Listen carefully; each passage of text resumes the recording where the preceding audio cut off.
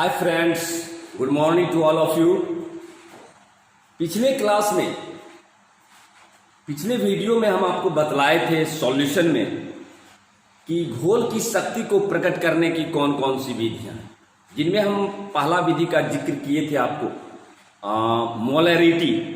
आज हम आगे बढ़ते हैं और घोल की शक्ति को प्रकट करने की दूसरी विधि है मोलालिटी।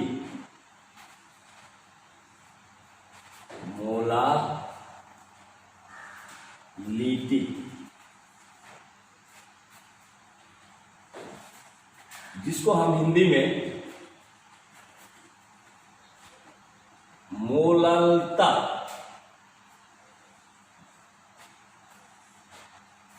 आज हम पढ़ेंगे मोलालिटी। अब मान लीजिए कि अगर आपका ये कंटेनर है और अगर हम 1 kg सॉल्वेंट 1 kg या आप कह सकते हैं 1000 ग्राम क्या चीज सॉल्वेंट घोलक में 1 kg या 1000 ग्राम सॉल्वेंट में सॉल्यूट के number of moles of solute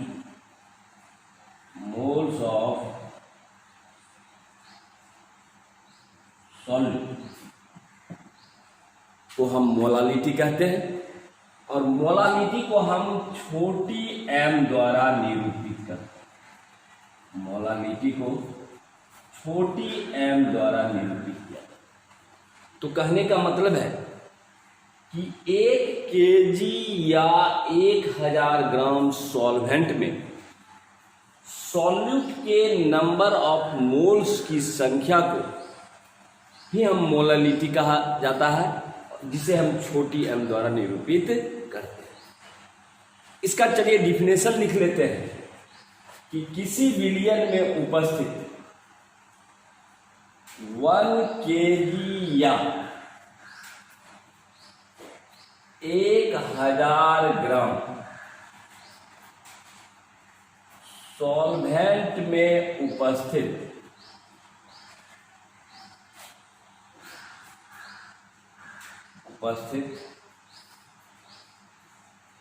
घुल के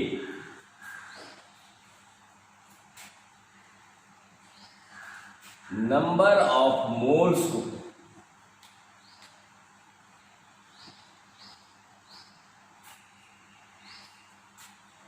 मोलालिटी कहते हैं।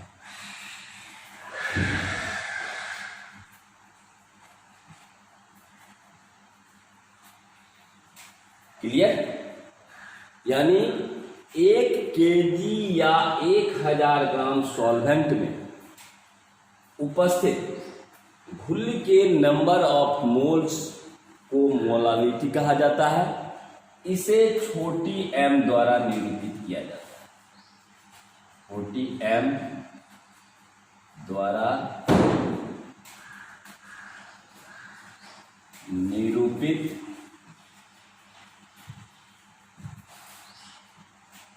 किया जाता है। सही है। इसका मतलब हुआ कि 1 kg या 1000 ग्राम सॉल्वेंट में उपस्थित सॉल्यूट के नंबर ऑफ मोल्स को मोलालिटी कहते हैं, जिसे हम छोटी m द्वारा निरूपित करते हैं। इसी चीज को हम यहाँ आपको हिंदी में लिखा दिए हैं कि 1 kg या 1000 ग्राम सॉल्वेंट में उपस्थित घुल के नंबर ऑफ मोल्स को मोलालिटी कहते हैं। इसे छोटी m द्वारा निरूपित किया जाता है। क्लियर? चलिए इसी को हम इंग्लिश में जरा लिखा देते हैं। Number of moles of solute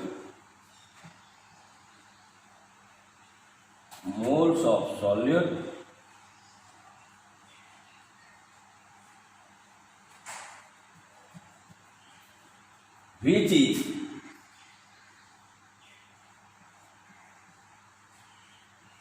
present in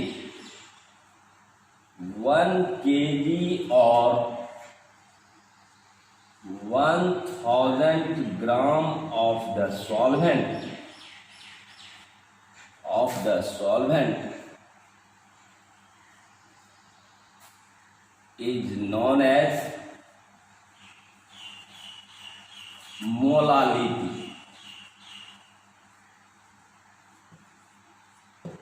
and it is represented by a small m. It is represented by small. तो ये था आपका मोलालिटी, जो आपको अगर पूछा जाएगा कि molality, what do you mean by molality, तो आपको परिभाषा देना है number of moles of solid which is present in 1 kg और 1000 gram of solvent is known as molality and it is represented by small. और हिंदी में भी हम आपको लिखा दिए हैं कि 1 kg या 1000 ग्राम सॉल्वेंट में उपस्थित घुल के नंबर ऑफ मोल्स की संख्या को मोलालिटी कहते हैं, जिसे छोटी m द्वारा निरूपित किया जाता है। यहाँ तक क्लियर? चलिए आगे बढ़ते हैं न्यूमेरिकल्स प्रॉब्लम की ओर। हम फार्मूला को डेराइव जरा करके आपको बतलाते हैं। फार्मूला को डेराइव करते हैं।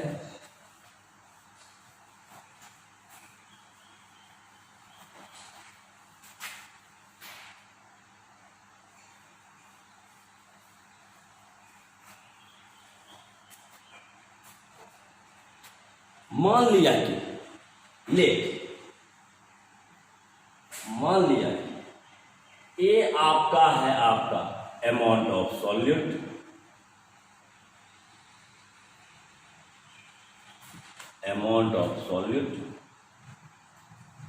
मान लिया कि ए आपका अमाउंट ऑफ सॉल्यूट मीन्स घुल की मात्रा दिया हुआ है, घुल की मात्रा। बी आपका स्मॉल बी है आपका अमाउंट ऑफ सॉल्वेंट, अमाउंट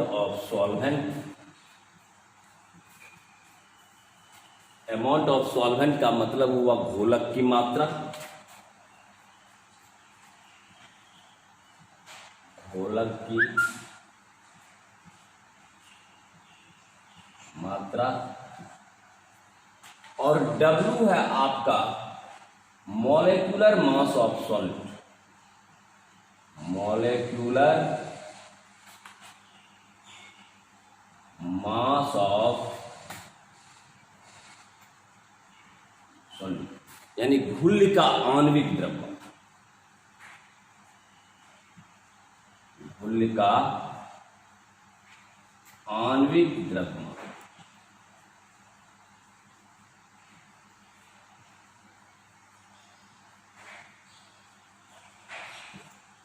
तो अगर आपको न्यूमेरिकल्स आता है और उस न्यूमेरिकल्स में ये 3 चीज आपको अगर दिया हुआ कि ए आपका है अमाउंट ऑफ सॉल्यूट घुल की मात्रा, बी है आपका अमाउंट ऑफ सॉल्वेंट घोलक की मात्रा, डब्ल्यू है आपका घुल का molecular mass, then the formula of molality equal to,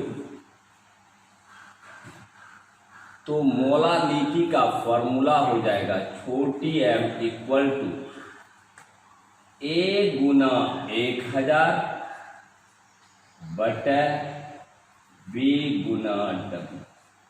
इस फॉर्मूला से हम किसी भी घोल का मोलालिटी ज्ञात कर सकते।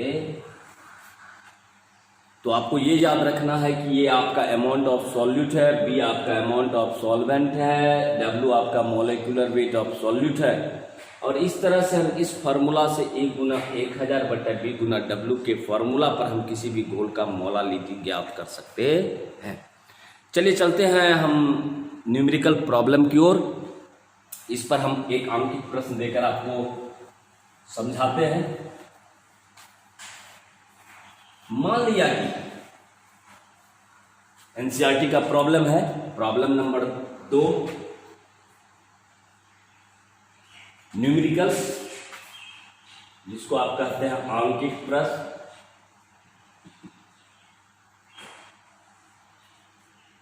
अगर क्वेश्चन ऐसा रहे कि 2.5 ग्राम इथेनोइक एसिड को, इथेनोइक एसिड जिसका सूत्र है CH3COO, 2.5 ग्राम इथेनोइक एसिड को 75 ग्राम बेंजीन,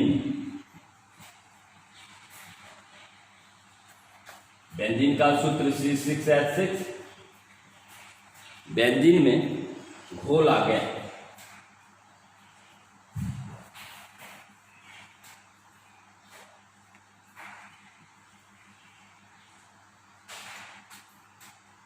तो प्राप्त विलयन का,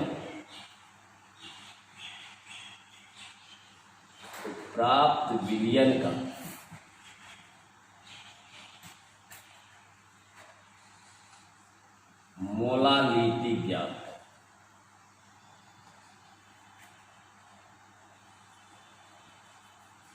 अगर इस तरह का क्वेश्चन आ जाए कि 2.5 ग्राम इथेनोइक एसिड जिसका सूत्र दिया हुआ है CH3COOH को 75 ग्राम बेंजीन में घोला गया C6H6, तो प्राप्त विलयन का मोलालिटी ज्ञात करें।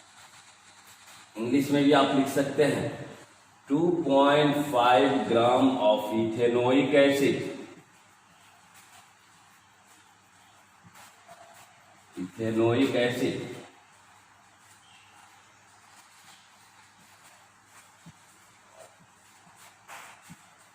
is dissolved in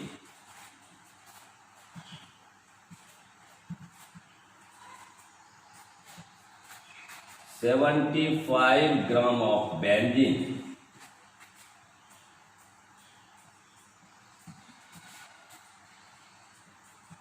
then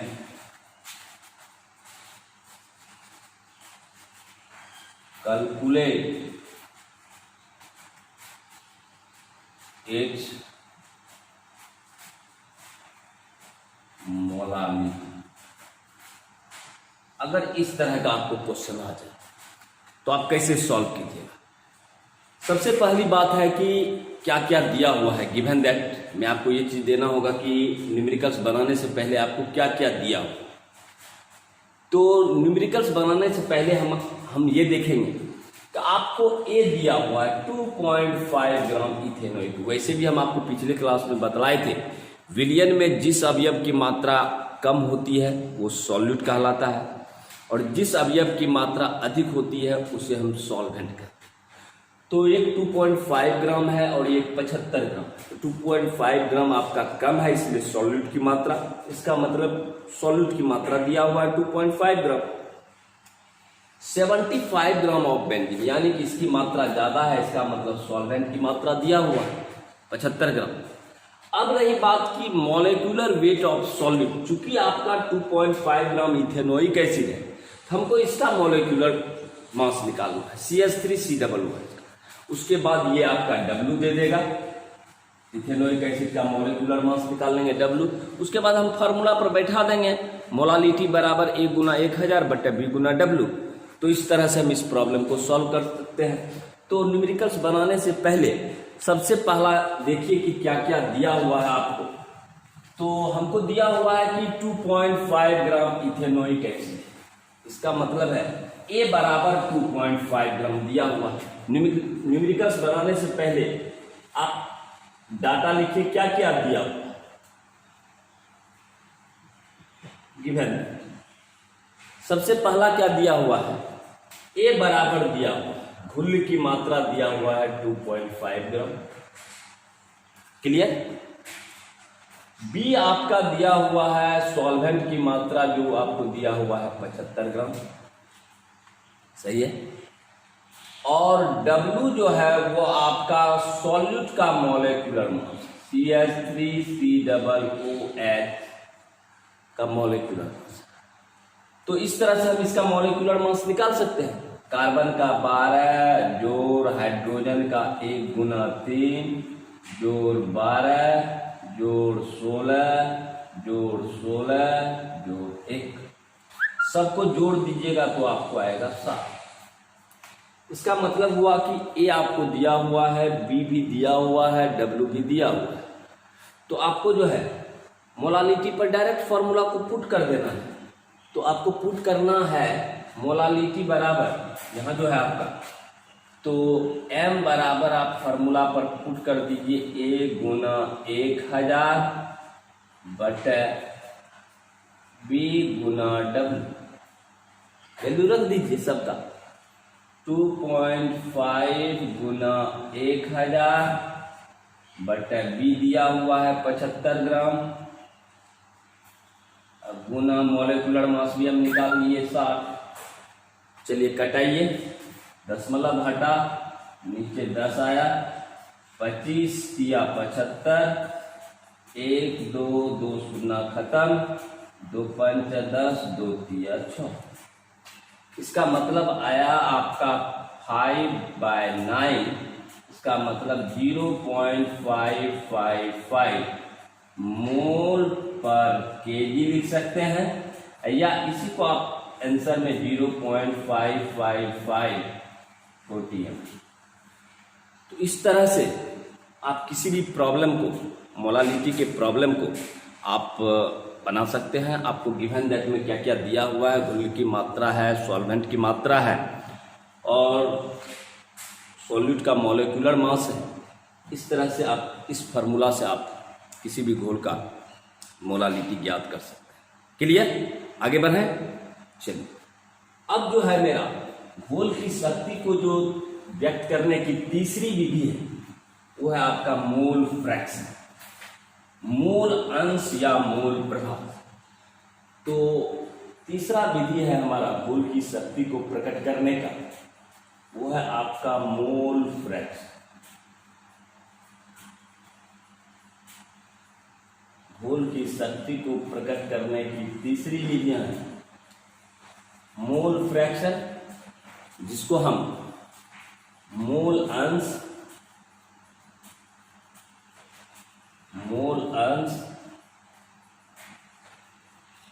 या मोल प्रभाव भी कहते हैं।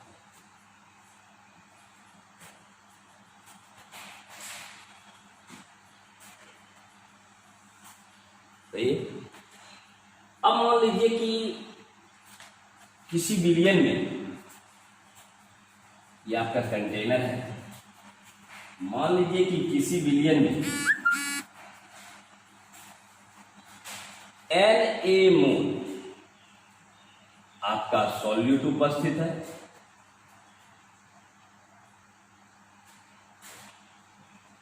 मान लीजिए कि ये विलयन है, विलयन में छोटी Na मोल्स आपका सॉल्यूट उपस्थित है, छोटी Nb मोल्स आपका सॉल्वेंट उपस्थित है। अगर कोई विलयन होगा तो उसमें दो कंपोनेंट होगा, एक सॉल्यूट होगा, दूसरा सॉल्वेंट होगा। और आपको पहले भी बताया है कि the component which is present in less amount is known as solute and the component which is present in excess amount that is known as solvent. अब रही बात कि किसी विलयन में सॉल्यूट और सॉल्वेंट का नंबर ऑफ मोल्स दिया होगा, आपको कह दे कि सॉल्यूट का मोल फ्रैक्शन निकाल। अगर आपको कह दे कि भाई सॉल्यूट का मोल फ्रैक्शन क्या होगा, तो आपको करना क्या है कि जिस भी अवयव का आपको मोल फ्रैक्शन के ही निकालने, उसका नंबर ऑफ मोल्स ऊपर कीजिए, अब बटे विलयन में जितना टोटल नंबर ऑफ मोल्स है उससे भगा दे दीजिए, तो आपको निकल जाएगा मोल फ्रैक्शन।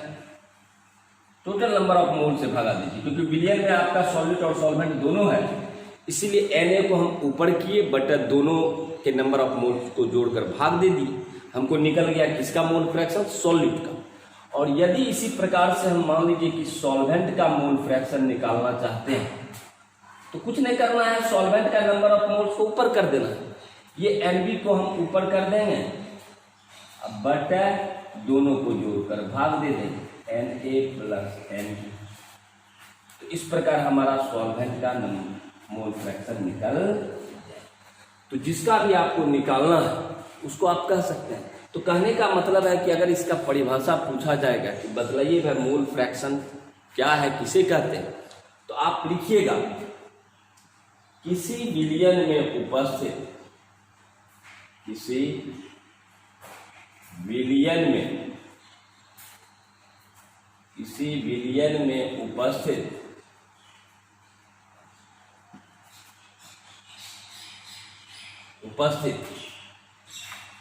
किसी एक अवयव का नंबर ऑफ मोल्स, किसी एक अवयव का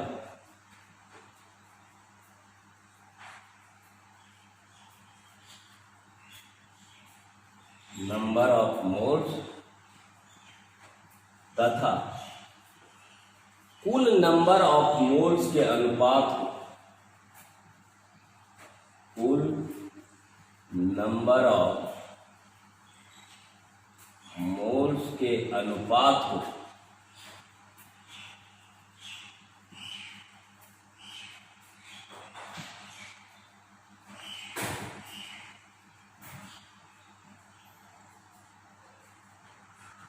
मोल फ्रैक्शन कहते हैं। इसे कैपिटल X द्वारा निरूपित किया जाता है। इसे कैपिटल X द्वारा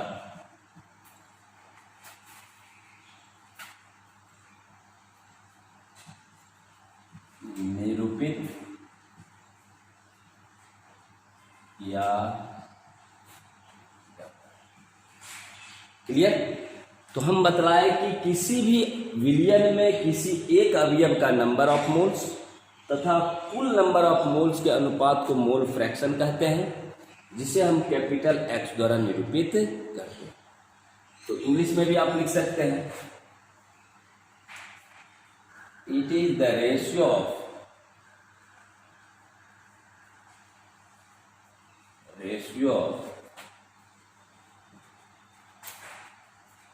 number of moles of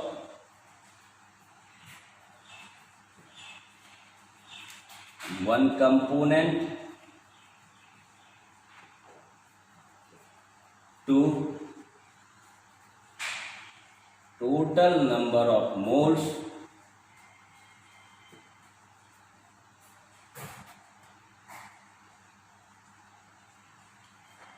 present in the solution।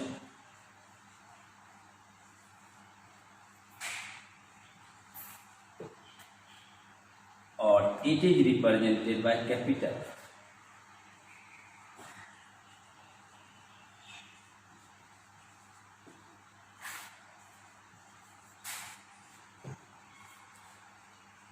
तो आज मैंने आप लोग को घोल की शक्ति को प्रकट करने की दो विधियां का जिक्र किया। पहला आपका मोलालिटी, तीसरा आपका मोल फ्रैक्शन। और इस तरह से मोल फ्रैक्शन का मतलब हुआ कि जिस भी अवयव का आपको मोल फ्रैक्शन निकालना है उसका नंबर ऑफ मोल्स को ऊपर रखिए, बटा टोटल नंबर ऑफ मोल से भागा दे दीजिए तो आपको मोल फ्रैक्शन निकल जाएगा। सॉल्यूट का निकालना है तो सॉल्यूट का नंबर ऑफ मोल्स को ऊपर रखिए, बटा टोटल नंबर ऑफ मोल से भागा दे दीजिए। अगर सॉल्वेंट का निकालना है तो सॉल्वेंट का नंबर ऑफ मोल्स को ऊपर रखिए, बटा टोटल नंबर ऑफ मोल से भगा दीजिए। चलिए गाइस, तो आज के लिए इतना ही। और अगर मेरा वीडियो आप लोग को पसंद आ रहा तो इसी प्रकार सब्सक्राइब लाइक कीजिए। फिर हम अगले वीडियो में आएंगे आपको इस पर आधारित न्यूमेरिकल्स को लेकर। तो आज के लिए यहीं तक, फिर मिलते हैं हम अगले वीडियो में। Thank you.